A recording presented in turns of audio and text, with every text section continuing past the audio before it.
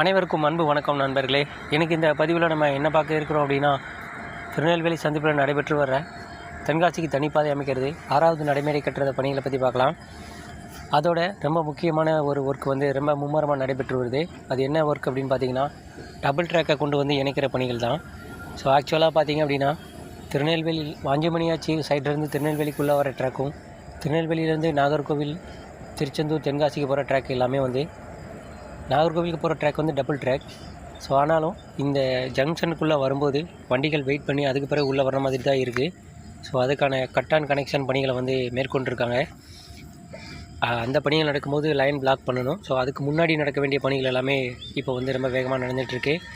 அதை தொடர்ந்து பார்த்திங்கன்னா, இப்போது சிக்னல் கேபிள் பதிக்கிற அந்த பணிகள் தான் ரொம்ப தீவிரமாக நடைபெற்று வருது. இந்த டபுள் ட்ராக் அப்படிங்கிறது பார்த்திங்கன்னா நண்பர்களே, ஒரு ஸ்டேஷனுக்கு டபுள் ட்ராக் இருக்குது அப்படின்னா எல்லா பிளாட்ஃபாரங்களும் வண்டிகள் போகிற மாதிரி இருக்கும், ஒரு சில கட்டுப்பாடுகளோட. இந்த கட்டுப்பாடு என்ன அப்படின்னா, ஒரு சிலதை டெடிக்கேட்டடாக பார்த்திங்கன்னா அப் லைன் டவுன் லைன் வச்சுருப்பாங்க. இருந்தாலும் அதுலேயும் வண்டி போக முடியும். பட் பிளாக் செக்ஷன் இருக்குது இல்லைங்களா, அந்த காலகட்டங்களில் அதை நம்ம பயன்படுத்துகிற மாதிரி இருக்கும். மற்றபடி இந்த ட்ராக்குகள் எல்லாமே எல்லா பிளாட்ஃபாரத்துலேயும் எல்லா வண்டியும் போகிற மாதிரி உருவாக்குறது தான் இந்த டபுள் ட்ராக் கனெக்ஷனுடைய ஒரு வேலை. ஸோ எவ்வளவு விரைவாக வண்டிகள் உள்ளே வருதோ அவ்வளோ விரைவாக எந்த தடையும் இல்லாமல் வெளியில் போகிறதுக்கான பணிகள் தான் இந்த பணிகள்.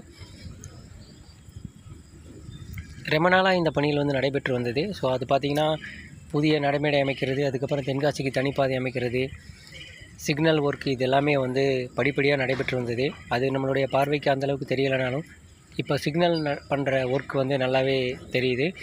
அதை தொடர்ந்து பார்த்திங்கன்னா, இந்த நம்ம நடந்து போயிட்டுருக்கோம்ல, இந்த கோடு ஆக்சுவலாக இப்போ நம்ம 2வது பிளாட்ஃபாரத்தில் இந்த அப்லைன் வர முடியாது. ஸோ 3, 4, 5 இதுக்கு தான் போக முடியும். அதனாலேயே பார்த்திங்க அப்படின்னா, இப்போது 2வது பிளாட்ஃபாரத்துக்கு இந்த சுவிட்ச் லைன் அமைக்கிறதுக்கான ஏற்பாடு பண்ணியிருக்காங்க. ஸோ OHC அலைன்மெண்ட், அதுக்கப்புறம் ட்ராக் அலைன்மெண்ட்டில் இனிமேல் தான் பண்ணுவாங்க. இப்போதைக்கு இதாக மார்க் பண்ணியிருக்கிறாங்க. ஸோ இந்த 2வது பிளாட்ஃபாரத்துக்கு இது போகும்போது பார்த்திங்க அப்படின்னா, டவுன் லைனில் 1வது பிளாட்ஃபாரம் வண்டியும், அப் லைனில் 2வது பிளாட்ஃபாரத்தில் வண்டியும் வந்துடும். ஸோ அதனால் ஈஸியாக மக்கள் அடுத்தடுத்த பிளாட்ஃபாரத்தில் ஏறி இறங்குறதுக்கு வசதியாக இருக்கும். ஆனால் நீங்கள் ஒன்று கவனிச்சிருக்கலாம், திருச்செந்தூர்லேருந்து வர்ற வண்டிகள்லாம் 1வது பிளாட்ஃபாரத்துக்கு வரும். ஆக்சுவலாக பார்த்திங்கன்னா, அது ராங் சைடு வர்றது தான்.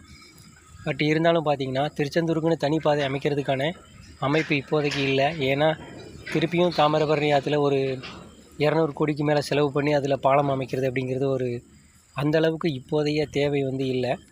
அதனால் அந்த 2 கிலோமீட்டர் தூரத்தை மட்டும் பார்த்திங்கன்னா, இது ராங் ரூட்லேயே உள்ளே வந்துடுது. ஸோ அதனால தான் திருச்செந்தூர் வாஞ்சிமணியாச்சி போகிற வண்டி பார்த்திங்கன்னா 1வது பிளாட்ஃபாரத்தில் வரும். ஸோ அதோட காரணம் அதுதான். அதை தொடர்ந்து பார்த்திங்கன்னா, இந்த பணிகள் நல்ல சிறப்பான வேகத்தில் நடைபெற்று வருது. இப்போதைக்கு அதிக முக்கியத்துவம் சிக்னல் கேபிள் பதிக்கிறது தான். அந்த வேலைகள் நல்லபடியாக நடந்து வருது. தேங்க்ஸ் ஃபார் வாட்சிங் ஃப்ரெண்ட்ஸ். இந்த வீடியோ உங்களுக்கு பயனுள்ளதாக இருக்கும்னு நினைக்கிறேன். மீண்டும் ஒரு பதிவில் சந்திக்கலாம். நன்றி, வணக்கம்.